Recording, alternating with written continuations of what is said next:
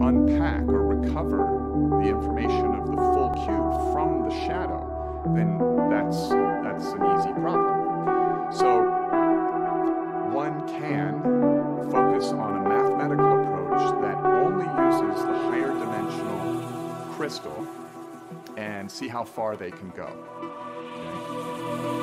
Or one can take the transformation of the higher dimensional crystal to the lower dimensional space and see how far they can go. There's an important caveat. The quasi-crystal is a shadow projection. It's a three-dimensional shadow of an eight-dimensional crystal slice. This quasi-crystal that we work with is actually more complicated than the higher dimensional crystal mother from which it was born.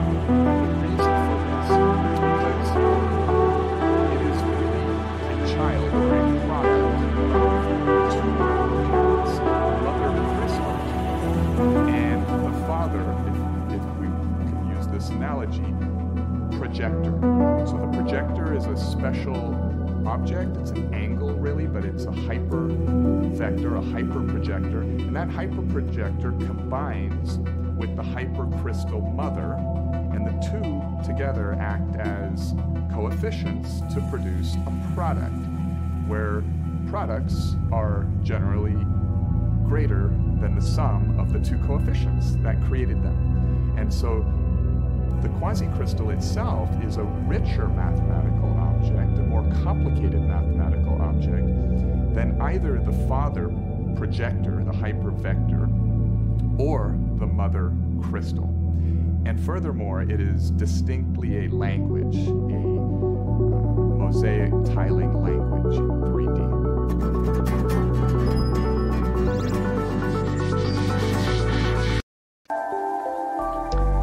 You are in the stream when seeking for what you have lost, and when feeling perfectly ordinary, no less than when you were in ecstasy. You're not feeling the experience, and you're striving to regain it, is, as a matter of fact, the very future which you saw to be in such perfect accord with the process. Let me remind you of a celebrated tale that was told by Sri Ramakrishna. The story of one of his disciples who had learned from the master that all the multiplicity of this world is the illusory outward form of the one eternal divine Brahman underlying the entire process. And having sat and listened to this exposition of the disciple, not waiting for day, when in passing down a rather narrow stream, he saw an elephant and Mahout riding on the other. Well, Mahout saw the disciple walking down the road and shouted at him,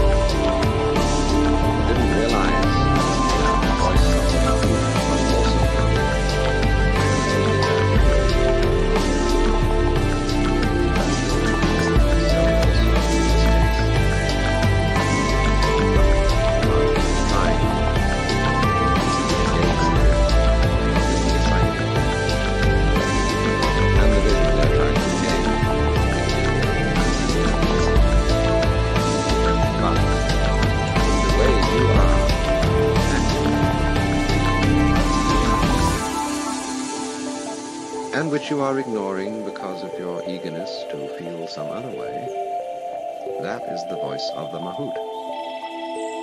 And that, too, is Brahman.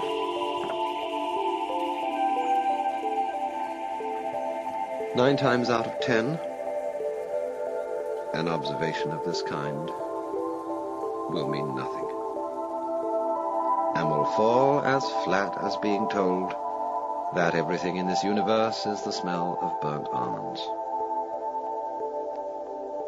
But the 10th time, it will dawn upon you as a statement of total and luminous clarity. I do not think we need have any fear that this 10th time will never come, for in other circumstances it has come again and again. Think back to school days, when with the utmost care your teacher explained over and over the mysteries of percentage or sentence structure or daylight saving time, and you consistently failed to see the point. And then suddenly something clicked in your mind and the principle became clear. There is a Chinese poem which says, "Words do not make a man understand. It takes the man to understand the words."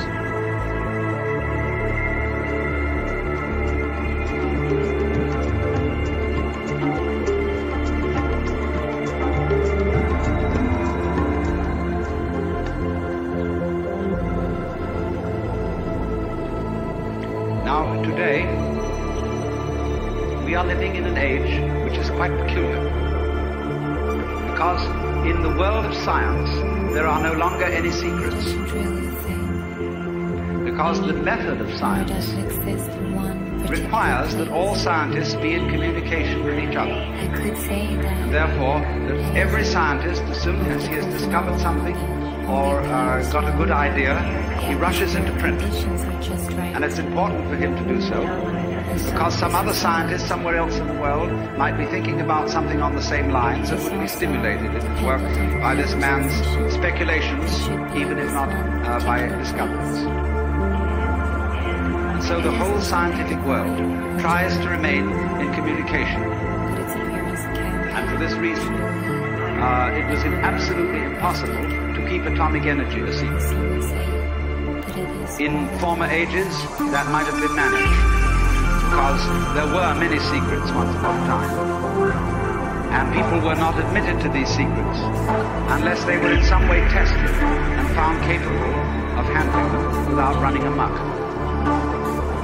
We live in such a dangerous age because all the secrets are out in the open, and anybody can run amok with them. And that's just the situation we have to face, and that is just the situation we have to handle. It is too late to stop it, because that would be, as they say, locking the door after the horse is bolted. The Vice President of an extremely important corporation in the United States, very progressive, very vital, a few months ago said, "There are two major forces operating in the world today, for good or for evil. One is Red China, the other is LSD.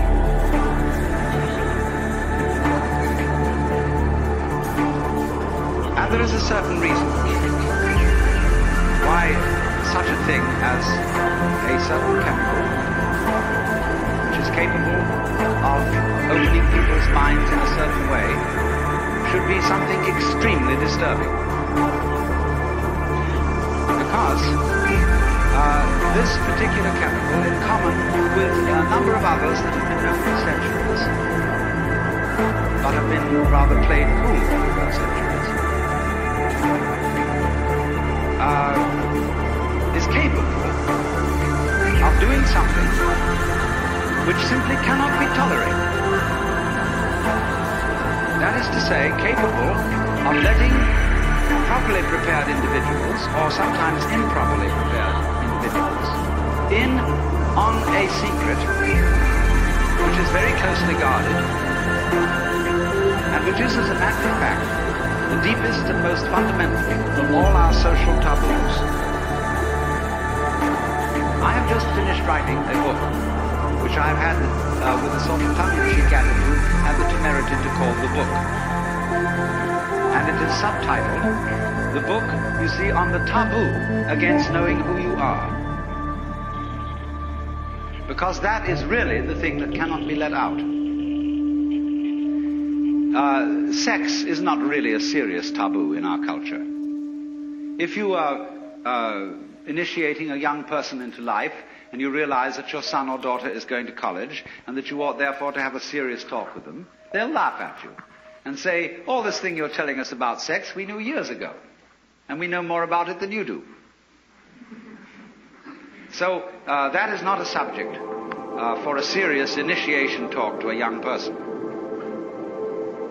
So we have to think again and try and find out, think deeply, what is fundamentally taboo in this culture of meditation typified in these Buddha figures.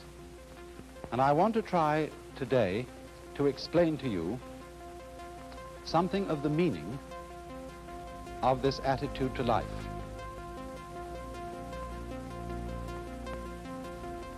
For fundamentally,